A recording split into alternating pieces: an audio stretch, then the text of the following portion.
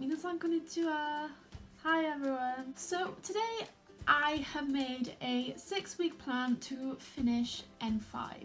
So I thought I'd show you my plan that I've made and show you how I plan to study for it.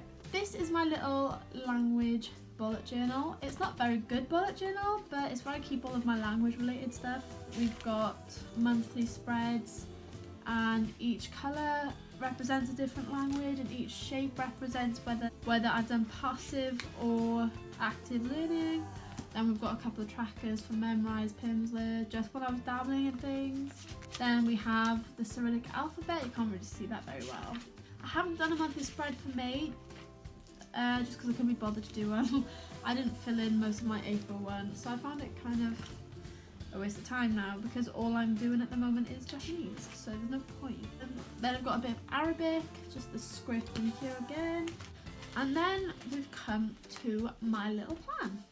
So this is what it looks like. I know it's a bit messy, but aren't we all? So what I've done, I've gone into my N5 Yomu textbook. It usually looks like this, but I've taken the cover off so I don't break it. I've gone to the little index that's got at the front of the book, breaking down every grammar point that it teaches you, every particle and all of that. And I've written it all out in here. So I haven't written out the vocab or the kanji because I find that a lot easier to learn and I do know most of it by now. So in total there are 76. And I've colour coded them by ones I know, ones that I need to review and ones that I don't know. And then I've put the little colour next to them. By the way, my inspiration for this was Lindy Buetas, if that's how you pronounce her name, sorry. So if you haven't seen her video, she's got a video on how she studies Korean and that's where I got this idea from. So if you haven't already, go watch that video because it's actually really useful. What I've now done, I've decided how long I was going to take to finish this book. I've given myself 6 weeks, starting tomorrow. I did start a little bit today, but I've just added that onto the end, what I did today.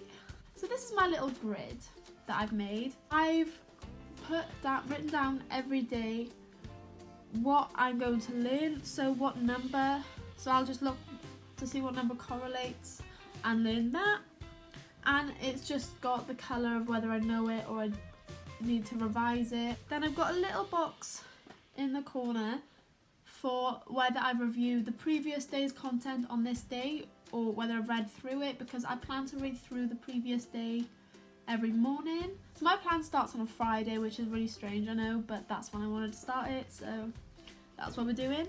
So then we've got Wednesdays and Thursdays every week. I'm just going to do a weekly review, so I'm going to spend those 2 days reviewing everything I learned that week, maybe what I've learned the week before, just briefly reviewing it, just so I get it to stick in my head better. And yeah, so that's my little plan, and now I will show you how I plan to do that. I have these 2 books here. I like to colour coordinate my languages, so if you couldn't tell, the colour I've got for Japanese is pink. I've got my notes from my textbook in this notebook. We've got all of my notes that I've made so far of all the stuff that I've gone through so far, which isn't everything, but we've just got loads of like notes like these. After watching Lindy's video, I found that her way of studying actually would work for me better, so I've changed around how I lay out my notes. So now when I'm reviewing everything, instead of just reading it over, I'm going to be copying it into this book, which is my grammar book that I have. So I've done a bit of adjective, conjugation stuff in there, but I'm going to rewrite it all because I don't like how I've laid it out. We've got verb conjugations and we have adverbs. And then today I just reviewed the ni particle. So this is how I'm now laying it out. I just feel like, I don't know, it looks a lot neater. It's a lot easier to follow it. So I've got obviously the title up there. Then we've got the first use of the ni particle. Then we've got where it goes in the sentence. Then underneath that, highlighted in green, we've got the structure of the sentence. So for example, this says, it is used to indicate a place of existence. Then underneath it says ni follows the place name. Then I've got the structure, I've got place, then ni, then imasu or arimasu. And then underneath that, then I've got two examples.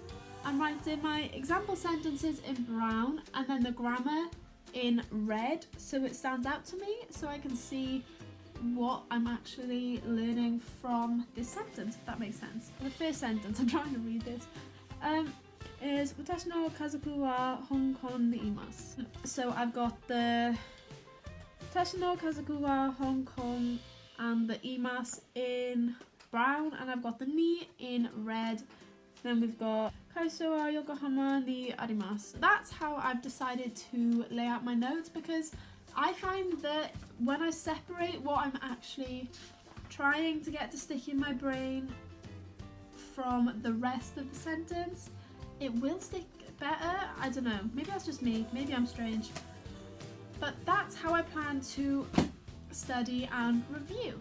Another thing that I love to use to review vocab mainly is an app that not many people have heard of. I don't know if it's available on Android, but it's called Kawaii Nihongo. It's a lot like Duolingo in the sense where it's tree-based learning, but I find it's a lot more useful with the order of the content that you use for start. It just breaks everything down to really simple explanations. It's got grammar points, grammar notes, it's got vocab lists from each lesson, which I think is something that's missing from Duolingo.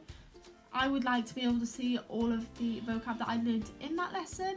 The way Kawaii Nihongo works is it'll show you a card with a photo on it. It'll show you the vocab word and then it'll test you on that word. But I find it helps having the photo there because it helps you to associate the word with an image or imagery rather than the English for it. So I find that quite useful. So another thing I love about the app, it's got a little arcade where you can go and play games to help solidify your kana and your vocab. What I find useful from the 3 mini games that they have is you can limit it to content you've already learned in the game, or you can turn that off and you can expose yourself to new vocab. I will definitely be using that app alongside my study with my textbook, and I'll be using Wanikani just because I personally love that app. If you want to learn N5, then N4, then N3, maybe it's not the app for you, but I personally find it really useful, so I'm going to carry on using that as well. So I hope you found something useful in this video. As always, if you've enjoyed, please give me a like and maybe consider subscribing because it helps me to know what type of content you guys like to watch. Arigatou gozaimasu. Mata ne.